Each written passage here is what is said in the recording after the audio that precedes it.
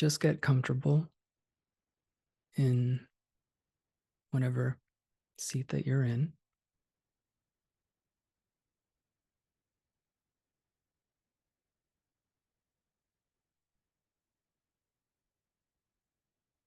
It's probably better to start with eyes closed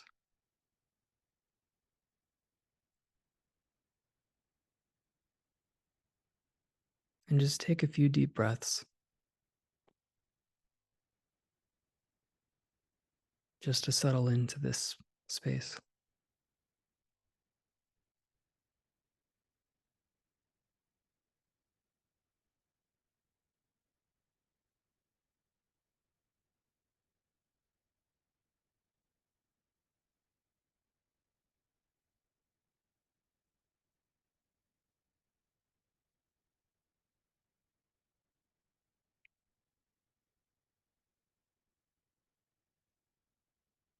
And after you feel a bit more settled,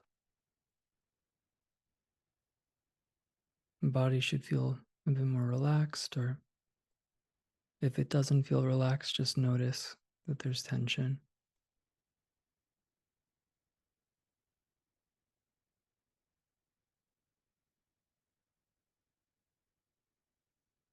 Now we're just dilating our attention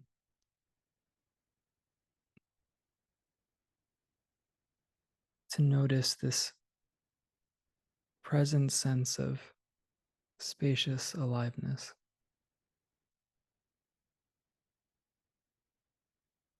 This palpable sense of being here.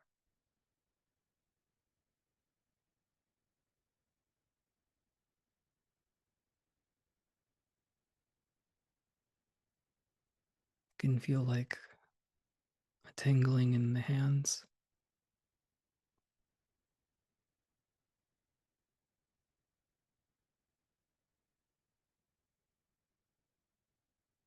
maybe a more just ephemeral spaciousness that has a warmth to it.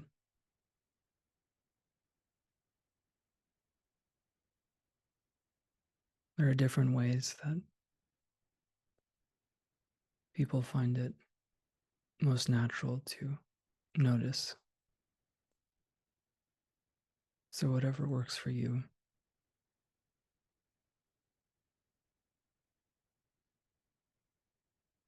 But really, all we're doing is noticing ourself.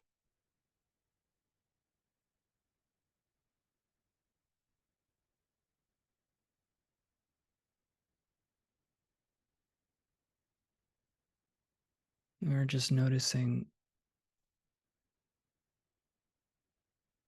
what it feels like to be here,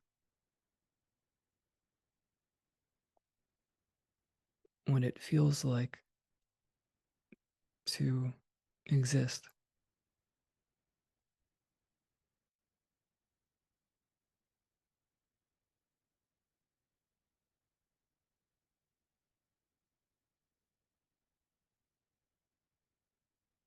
This sense of being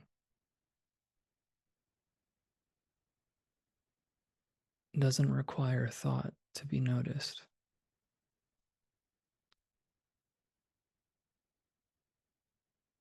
You don't have to think about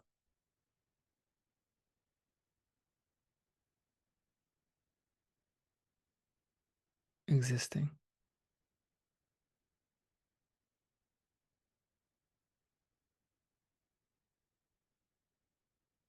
You don't have to remember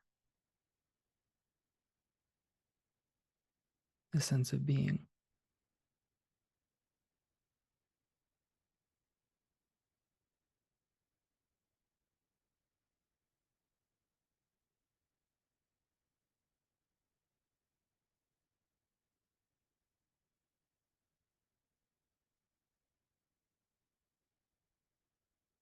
I don't need to go upstairs and ask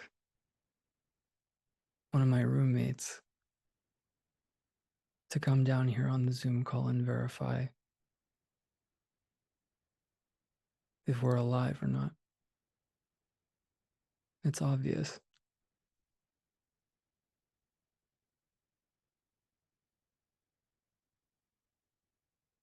The sense of being is the simplest,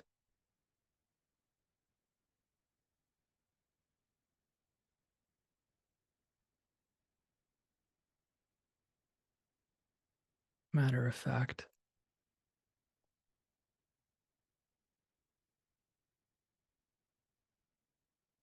quality of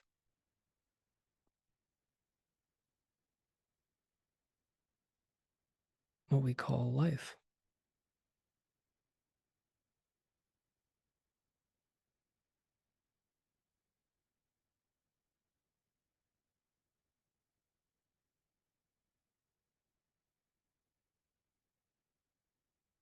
Now, we don't have to connect to this sense of being.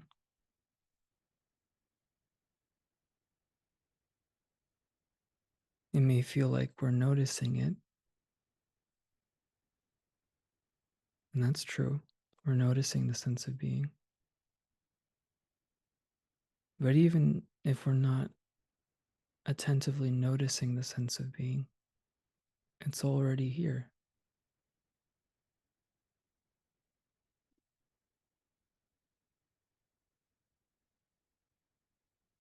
We don't need to do anything to notice that we're alive,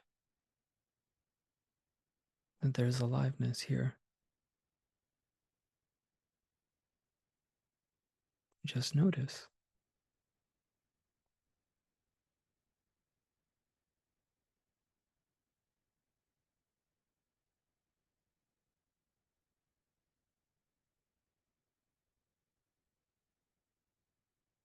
No. Typically, in our day to day, when we're suffering, we suffer because we believe that we're a separate self and that life is happening to and for.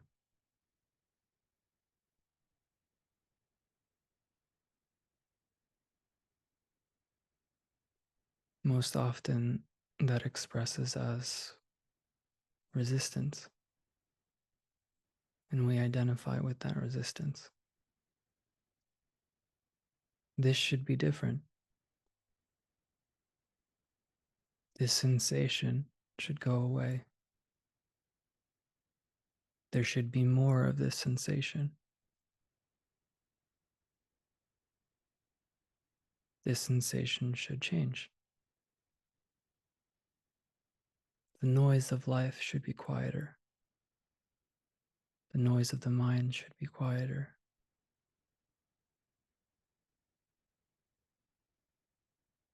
This field of aliveness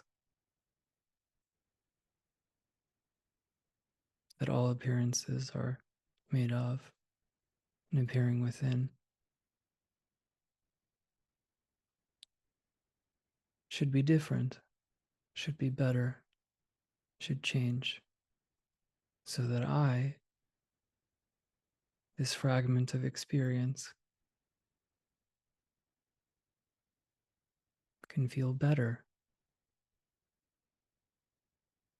can feel safe, can feel at peace.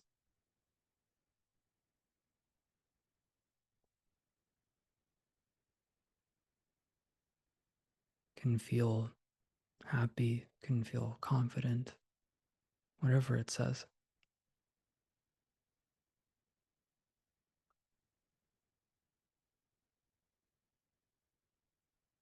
Suffering, psychological suffering, when it comes down to it,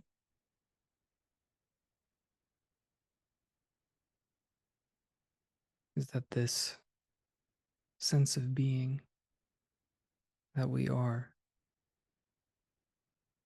believes that it is limited to this story of resistance,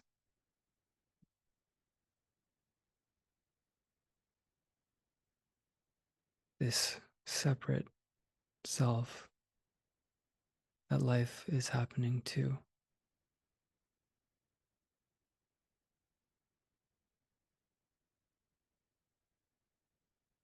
We believe that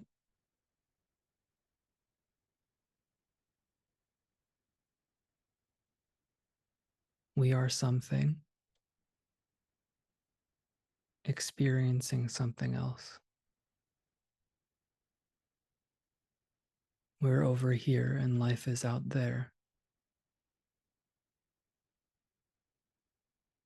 We are somewhere in the body or are the body.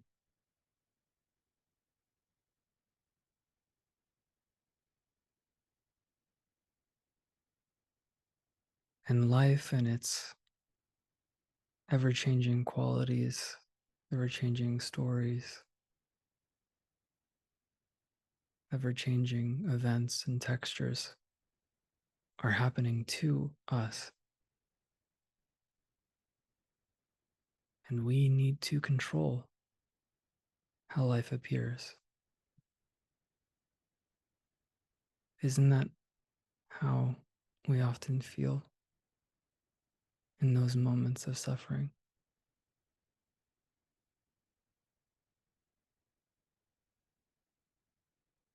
This should be different. This isn't okay. I'm not okay.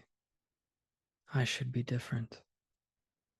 I'm not good enough to handle life. Life isn't good enough to meet my needs and expectations. Whatever the story is, it's always this position of dis-ease. As they say in recovery, irritability,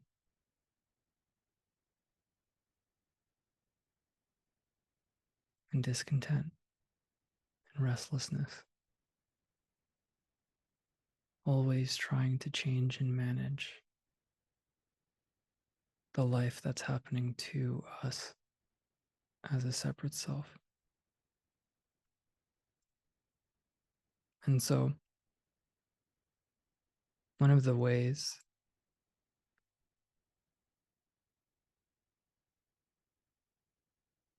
to recognize the inherent freedom that we are is to look closer at our experience. And it seems like that can take two different but related perspectives. One is it really true that I am a separate self? Is looking at our ideas about the subject of experience. Is it really true that it feels like I'm somewhere in the head? Is it really true that I am an object?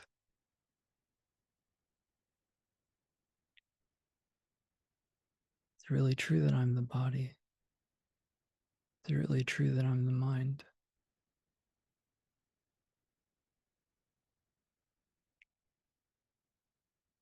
Non duality is all about non separation.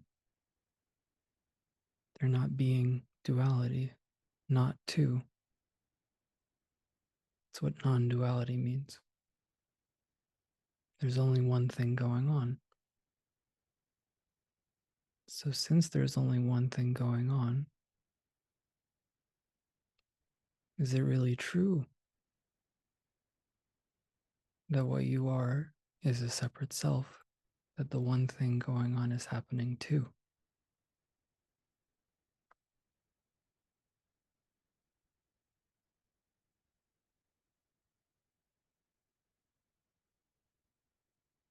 Another way is to feel into and explore, investigate what experience is, what life is. Explore, is it really true that this sensation, for example, that I'm resisting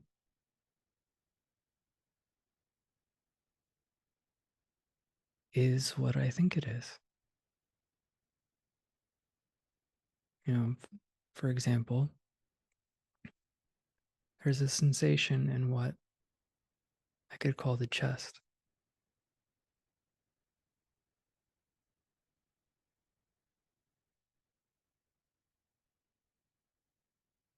Maybe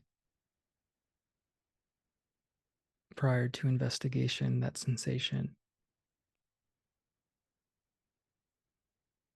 I would label anxiety or stress or tension.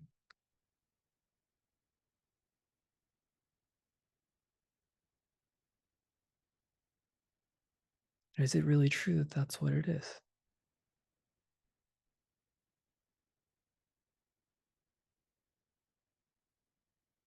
Can I actually find stress in the sensation that I'm calling stress? Can I really find guilt and shame in the sensation that I'm calling guilt and shame? The experience of guilt, the experience of shame.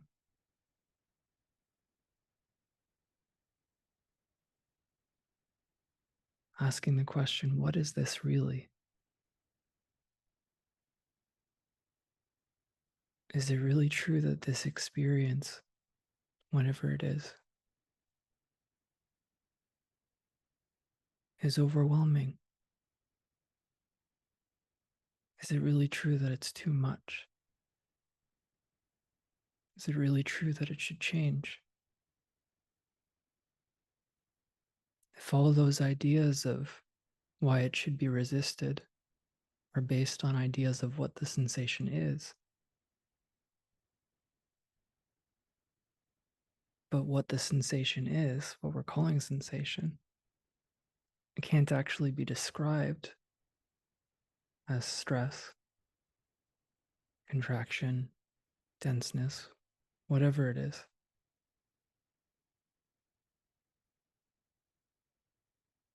Are the reasons for resisting actually based in anything true? If what's here isn't actually what I thought.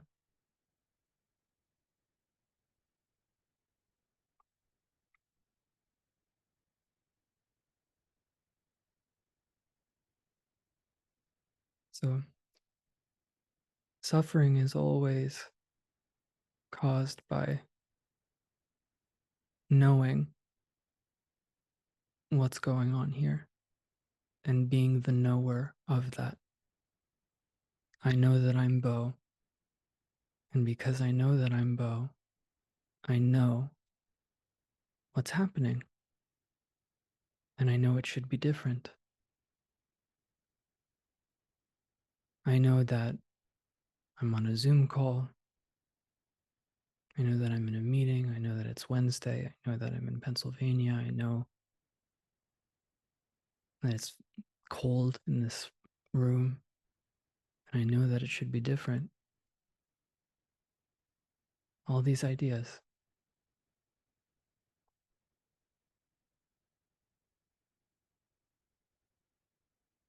That knowledge is such a burden to carry around.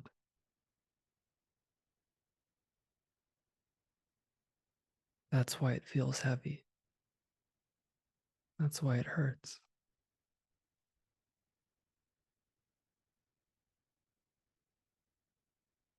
We can put it down.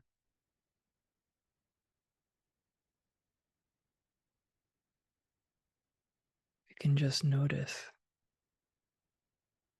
that what it actually feels like to be here, this sense of being,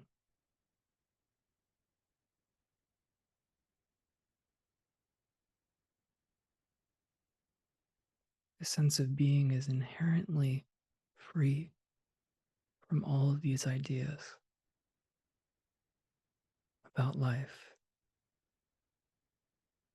and who life is happening to. Can't find them anywhere. Just look. Don't take my word for it. Use that precious divine attention and explore. What is this really? Is it true that a self is experiencing this? What is this texture really?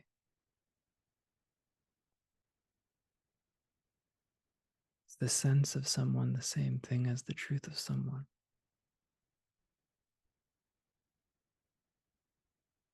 Don't think about it. Just look. The freedom that we're searching for, the peace that we're looking for, it's right here.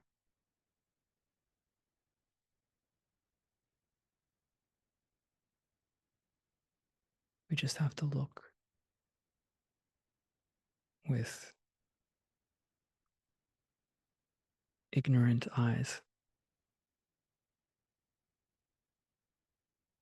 Look without the ideas of what's here and what's looking, clouding the view.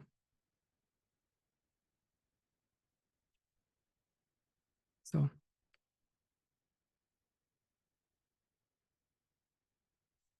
with that, just begin to enter back into this space. Flutter the eyes open, move the fingers, wiggle the toes, and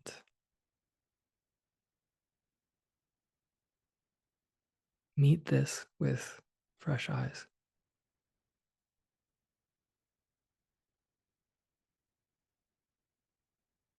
Thank you.